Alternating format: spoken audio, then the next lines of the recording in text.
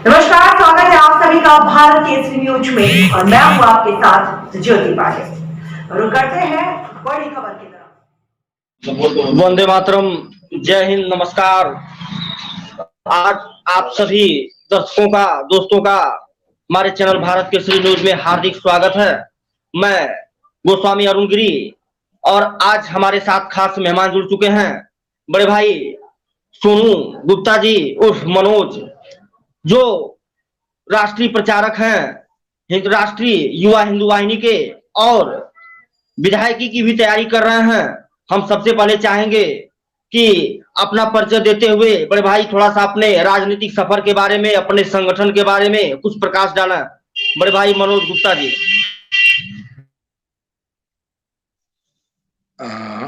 अरुण जी, मैं आपको बहुत बहुत धन्यवाद देता हूं कि आपने अपने चैनल में बात करने का मौका दिया है और अपनी बात को रखने के लिए मैं सभी दर्शकों को, भारत के सभी सनातन धर्म के प्रेमियों को बहुत बहुत धन्यवाद करता हूं।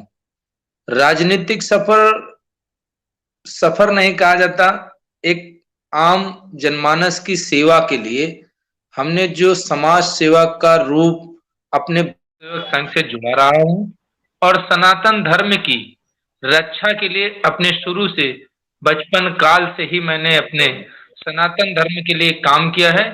यही अपना एक राजनीतिक सफर है कि हिंदू को किस तरीके से जगाना है, हिंदुत्व के बारे में बताना है, अपने सनातन धर्म के बारे में लोगों तक ज्यादा से ज्यादा पहुंचने का प्रयास किया जाता है। यही एक जीवन का सफर है कि अपने द्वारा कितने कम से कम ज्यादा से ज्यादा और समाज का हित हो सके।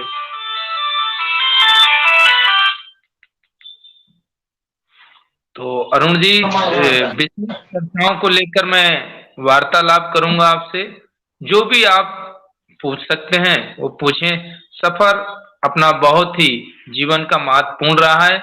2019 में मैं पूर्व लोकसभा चुनाव लड़ चुका हूं और 5 प्रदेशों का मैं प्रचारक हूं, प्रभारी हूं। हिंदुत्व को लेकर अपनी जीवन रेखा पर काम कर रहा हूं। जैसा कि आपने कहा कि 2019 में आप लोकसभा की चुनाव भी लड़ चुके हैं, तो थोड़ा सा हमारे दर्शकों को बताएं कि जब आप 2019 में चुनाव लड़े तो किस पार्टी से आपने चुनाव लड़ा था? क्या या किसी पार्टी से चुनाव लड़े या फिर निर्दल चुनाव लड़े थे? नहीं, मैंने भारतीय जनता पार्टी से टिकट मांगी थी, मगर टिकट ना मिलने के कारण मैं चुनाव निर्दलीय लड़ा था। और जनता के बीच में अपनी बात को रखना और जनता की सेवा करना, ये एक महत्वपूर्ण प्रक्रिया है।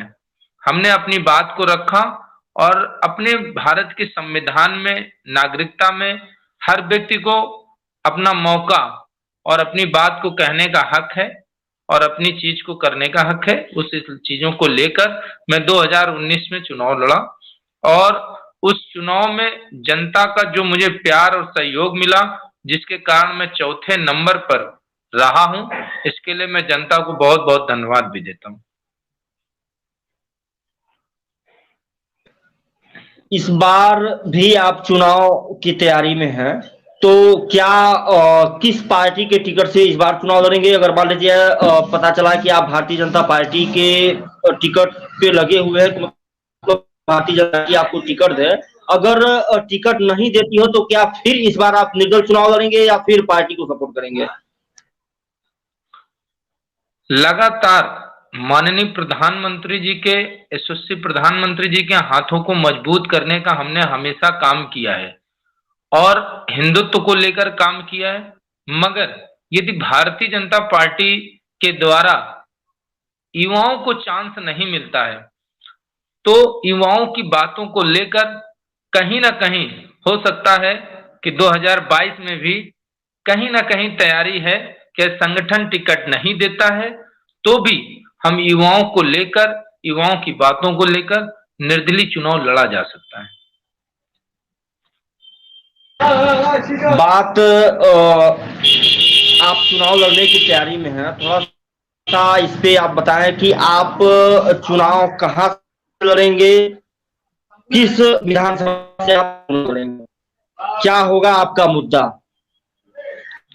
मैं कैंट विधानसभा से चुनाव लड़ूंगा, कानपुर महानगर की, जिस पर भारतीय जनता पार्टी के अभी पूर्व में विधायक जो रहे वो चुनाव हार चुके हैं। और मैं भारतीय जनता पार्टी को आश्वस्त करता हूं कि यदि वो मुझे टिकट देते हैं तो चुनाव भारी मतों से जीतेंगे।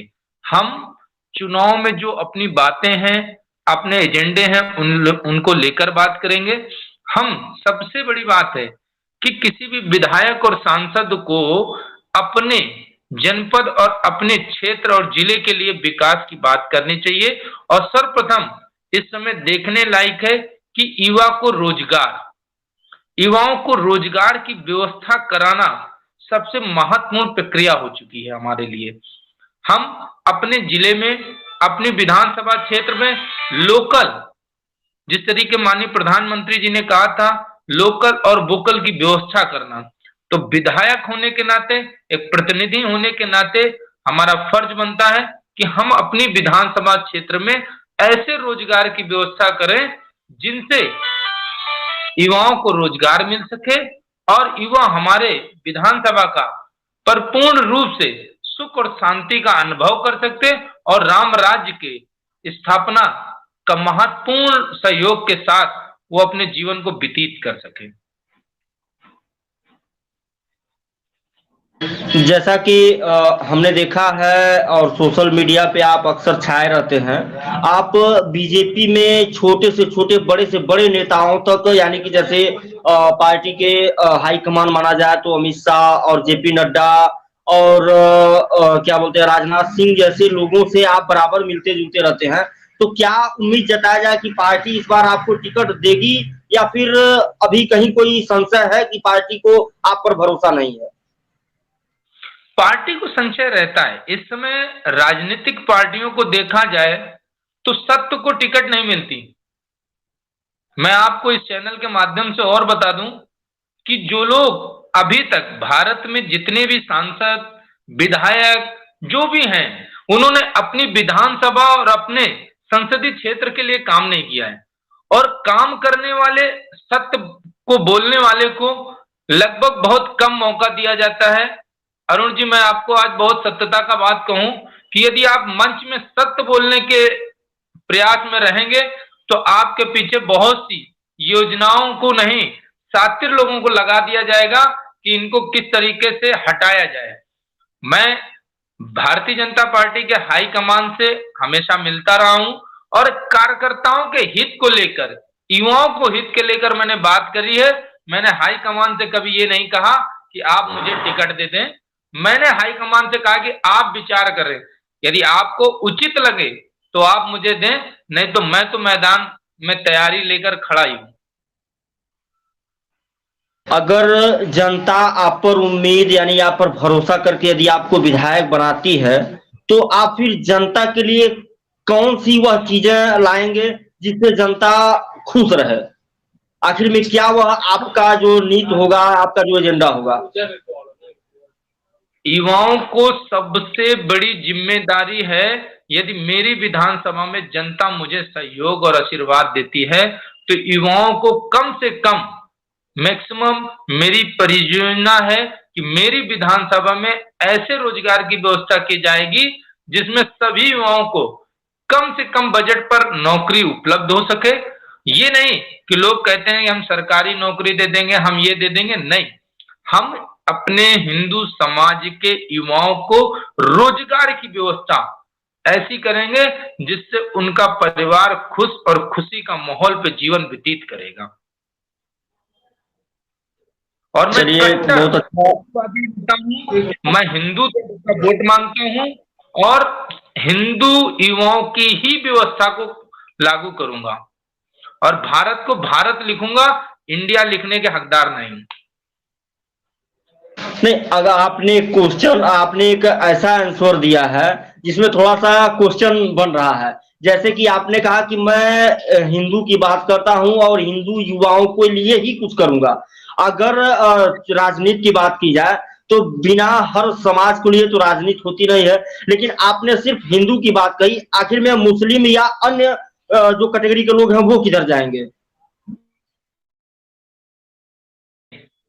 हिंदू में सभी आए हुए हैं, सनातन धर्म वर्षों से एक ही है और सनातन धर्म को लेकर जातिवाद की कोई बात ही नहीं है।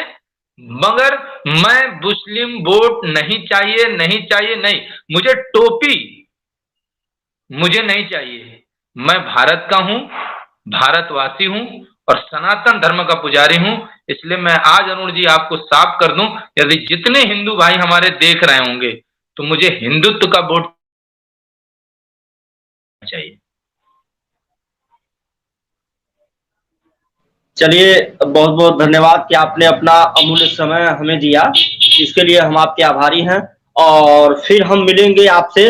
और तब तक के लिए हम विदा चाहेंगे। लेकिन एक चीज और है कि अगर आप हमारे दर्शकों से, जनता से कुछ कहना चाहते हैं तो आप कह सकते हैं। मैं अरुण जी आपके माध्यम से और इस चैनल के माध्यम से मैं अपने भारतवर्ष की जनता एवं कानपुर महानगर उत्तर प्रदेश के चुनाव में सभी से कहूंगा कि हिंदू एक होकर सनातन धर्म की रक्षा को लेकर, जो भी व्यक्ति सनातन धर्म की रक्षा कर रहा हो और एक सत्य व्यक्ति को जिताने का प्रयास करें। बस मैं यही लोगों से कहूंगा और युवाओं से कहूंगा कि रोजगार की तरफ जाएं, नौकरी की तरफ नहीं, रोजगार की तरफ। और मैं आशा करता हूं कि हमारे हिंदू जो युवा हैं वो कहीं ना कहीं रोजगार की तलाश कर रहे हैं, उन्हें रोजगार की अच्छी व्यवस्था मिलनी चाहिए। सरकार से भी मैं यही कामना करता हूं और आपको इस चैनल से कह दूं कि कानपुर महानगर में 28 तारीख को माननीय प्रधानमंत्री जी का आगमन हो रहा है। आपको अरुण जी बड़ी सौभाग्य की बात बताऊं कि एक आम आदमी होने के नाते मैं 22 बार पत्र लिख चुका हूं, 22 बार माननीय प्रधानमंत्री जी से मिलने के लिए कि कानपुर की दशा और दिशा, युवाओं की दिशा बदलनी चाहिए। अभी तक मुलाकात नहीं हुई। ये भी एक आम बात की चर्चा का विषय है कि आज वीआईपी लोगों को मिलने की जगह बहुत जल्द मिल जाती है, मगर एक सत्य की बात कहने वाले को जगह मिलती नहीं है। ये भी मैं आपके चैनल से पहुंचाना चाहूंगा कि यदि उनके तक बात पहुंचे तो एक बार तो मिलने का मौका दें, तो हम अपने कानपुर के युवाओं को रोजगार की व्यवस्था करा सकें। लेकिन कहीं ना कहीं अगर देखा जाए तो आप प्रधानमंत्री नरेंद्र मोदी जी से और हमारे प्रदेश के मुख्यमंत्री योगी जी से आप प्रभावित, प्रेरित होकर के ही आप सनातन धर्म की बात कर रहे हैं, हिंदू धर्म की बात कर रहे हैं। और ऐसे दिशा में रक्षा के लिए अरुण जी, मैं सनातन धर्म की रक्षा के लिए जब माननीय मुख्यमंत्री जी नहीं थे 2014 में, तब भी मैं भारतीय जनता पार्टी का सेवक था, सनातन धर्म की रक्षा कर रहा था और आज भी कर रहा हूं। मैं प्रेरणा फक्त परम पूज्य प्रधानमंत्री जी से हूं कि उन्होंने कहीं ना कहीं सत्यता 2014 में कहा था कि युवाओं को रोजगार मिलेगा और गरीबी हटेगी। बस एक ही मेरे लिए मुद्दा था, भारत को भारत कहेंगे। मगर कई परिस्थितियां ऐसी आ रही हैं जहां पर मैं बराबर पे 2019 पे आप समझ सकते हैं कि मैं चुनाव भी लड़ा, किस कारण लड़ा, ये आप भलीभूत समझ सकते हैं।